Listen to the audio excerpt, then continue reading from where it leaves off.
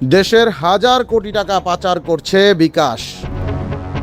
জুয়ার সাথে জড়িত থাকার কথা স্বীকার করলেন বিকাশের প্রধান জনসংযোগ কর্মকর্তা ডালিম। কয়েক লাখ জুয়ায় ব্যবহৃত সিমকে জেনে বুঝেই বিকাশ এজেন্ট বানিয়েছে কর্তৃপক্ষ। তরুণ সমাজ হচ্ছে ধ্বংস। ডিস্ট্রিবিউটরদের জুয়ায় লেনদেন বাড়াতে চাপ দিচ্ছে বিকাশ। বিস্তারিত দেখুন মেহেদী হাসানের প্রতিবেদনে।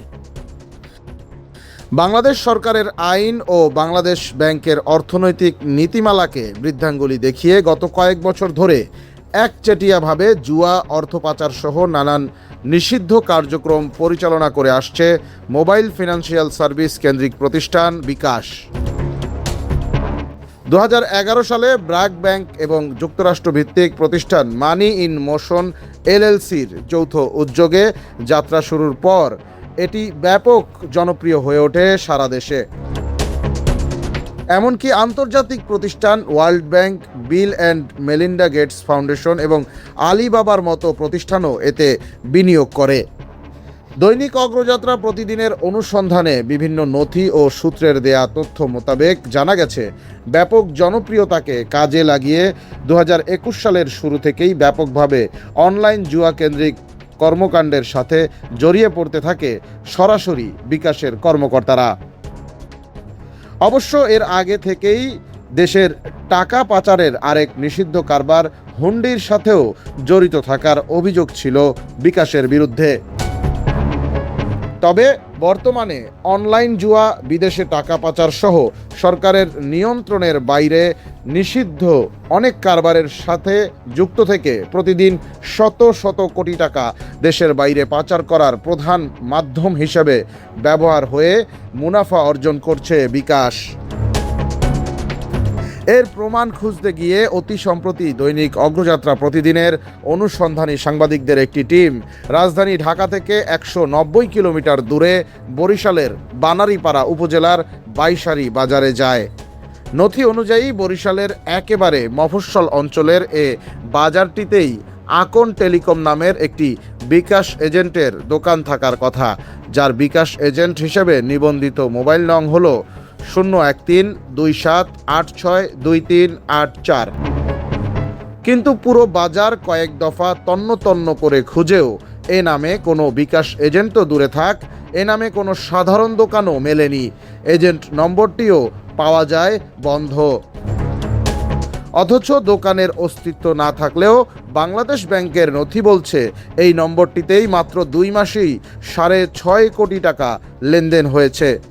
পরবর্তীতে এ নিয়ে আরও ব্যাপক অনুসন্ধান ও বিভিন্ন নথি পর্যালোচনা করার পর বের হয় থলের বিড়াল। আদৌতে আকন টেলিকম নামে 01327862384 নম্বরের এই বিকাশ এজেন্ট নম্বরটি ব্যবহার হয় অনলাইন জুয়ার পেমেন্ট আদান প্রদানের কাজে। বাংলাদেশ ব্যাংকের নীতিমালা অনুযায়ী মোবাইল ব্যাংকিং এজেন্টশিপ দেওয়ার ক্ষেত্রে অবশ্যই দোকান, বৈধ ট্রেড লাইসেন্স এবং উক্ত দোকান মালিকের এনআইডি দিয়ে নিবন্ধিত সিমকেই বিকাশের এজেন্ট নম্বর হিসাবে এজেন্টশিপ দেওয়ার বিষয়ে বাংলাদেশ ব্যাংকের নীতিমালায় স্পষ্ট উল্লেখ রয়েছে। এই পুরো প্রক্রিয়াটি সম্পন্ন হয় সরাসরি বিকাশ কর্তৃক নিযুক্ত টেরিটরি ম্যানেজার বা টিএম কর্তৃক। তিনি বিকাশের এজেন্টশিপ পেতে আগ্রহী প্রার্থীর যাবতীয় এসব কাগজপত্র যাচাই বাছাই করে নিশ্চিত হয়ে প্রার্থীকে প্রশিক্ষণ দিয়ে নির্ধারিত ফরমে স্বাক্ষর নিয়ে এজেন্টশিপ দেবেন। কিন্তু বাংলাদেশ ব্যাংকের নথি বলছে আকন টেলিকম নামক 01327862384 নম্বরধারী বিকাশ এজেন্টের দোকান তো নেই, এর পাশাপাশি এর ট্রেড লাইসেন্স এবং সিম নিবন্ধনের এনআইডিও ভুয়া। প্রকৃতপক্ষে জুয়ার এজেন্ট এই নম্বরটিকে বিকাশের এজেন্ট হিসেবে নিযুক্ত করেছেন বরিশাল শহরের অন্যতম বিকাশ ডিস্ট্রিবিউটর হাউস A1 ডিস্ট্রিবিউশনে কর্মরত বিকাশ নিযুক্ত টেরিটরি ম্যানেজার মোহাম্মদ মাশফির।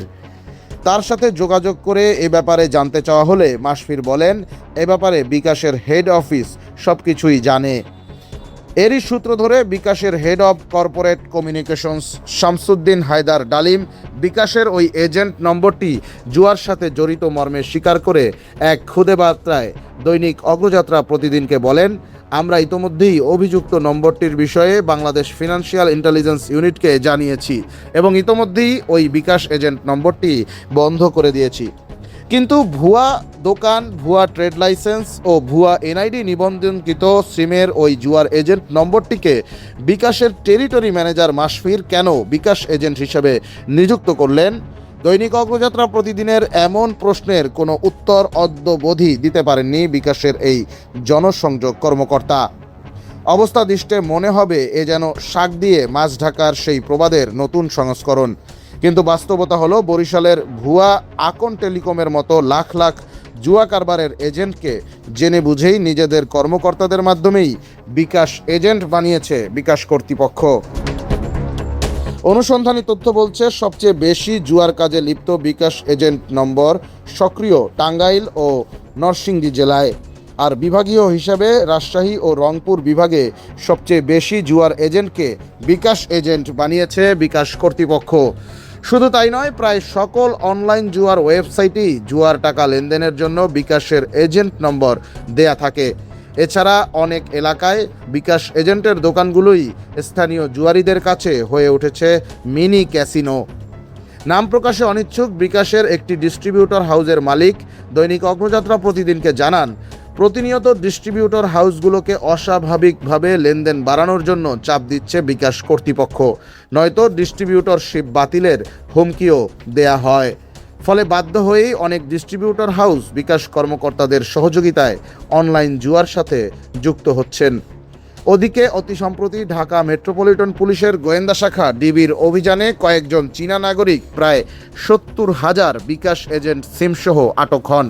জানা গেছে বিকাশ এজেন্ট সিমগুলোর মাধ্যমে সংগৃহীত হাজার হাজার কোটি টাকা চীনা কয়েকটি চক্র হুন্ডি বা ক্রিপ্টোকারেন্সির মাধ্যমে দেশের বাইরে পাচার করে দিচ্ছে। ওই চীনা নাগরিকরা নানান ঠুনকো কারণ দেখিয়ে বাংলাদেশে এসে রাজধানীর উত্তরা এলাকায় বিভিন্ন আলিশান ফ্ল্যাট ভাড়া নিয়ে বিকাশের মাধ্যমে আদায়কৃত জুয়ার হাজার হাজার কোটি টাকা পাচারের কার্যক্রম চালিয়ে কাজ শেষে আবার নিজ দেশে ফেরত চলে যান। এখানেও রয়েছে বিকাশের সহযোগিতা। মোট কথা, বাংলাদেশে জুয়া পরিচালনাকে সহজলভ্য করে দিয়েছে বিকাশ। এতে একদিকে যেমন দেশের কিশোর তরুণ থেকে শুরু করে বয়োবৃদ্ধরা পর্যন্ত মাদকের মতোই ভয়ঙ্কর নেশা জুয়ায় আসক্ত হয়ে সর্বশান্ত হচ্ছেন, অন্যদিকে দেশের হাজার হাজার কোটি টাকা পাচার হয়ে দেশের অর্থনীতিও হয়ে যাচ্ছে ভঙ্গুর। আর এভাবেই বাংলাদেশের প্রতিষ্ঠান হয়ে বাংলাদেশকেই অন্ধকারে ডোবাচ্ছে বিকাশ। এখনই এর লাগাম টেনে ধরতে না পারলে সামনে অপেক্ষা করছে ভয়াবহ বিপদ। এ ব্যাপারে ঢাকা বিশ্ববিদ্যালয়ের অর্থনীতি বিভাগের সহযোগী অধ্যাপক ডক্টর মোহাম্মদ দীন ইসলাম এই প্রতিবেদককে বলেন, কালো টাকা, অবৈধ টাকা, জুয়া ব্যবসা, মানি লন্ডারিং, এই সবগুলো কিন্তু আমার মনে হয় একই সূত্রে গান। তো আপনি যদি ওই জুয়াটাকে ভাঙতে পারেন তাইলে দেখা যাবে যে ওই কালো টাকার ব্যবহার করার যে স্কোপ এটাও কমে যাবে। একই বিষয়ে অপরাধ বিশেষজ্ঞ ও ঢাকা বিশ্ববিদ্যালয়ের শিক্ষক ডক্টর তৌহিদুল হক বলেন, যে মোবাইল ব্যাংকিং যারা পরিচালনা করছেন তারা তাদের অভ্যন্তরীণ যে মনিটরিং সেল দিয়ে এই ধরনের ব্যক্তিদের খুঁজে বের করার চেষ্টা করবেন এবং আইন শৃঙ্খলা বাহিনীও তাদের গোয়েন্দা তৎপরতাকে কাজে লাগিয়ে এই সমস্ত ব্যক্তিদেরকে চিহ্নিত করা। এ ব্যাপারে ঢাকা মেট্রোপলিটন পুলিশের মুখপাত্র উপকমিশনার NM নাসির উদ্দিন দৈনিক অগ্রযাত্রা প্রতিদিনকে বলেন, পুলিশ তৎপর আছে এবং এই সমস্ত চক্র পাইলে তারা আটক করছে এবং আমাদের গোয়েন্দা বাহিনী CTTC ডিবি চেষ্টা করছে এরকম পার্টি এদেরকে আইনের আওতায় নিয়ে আসে।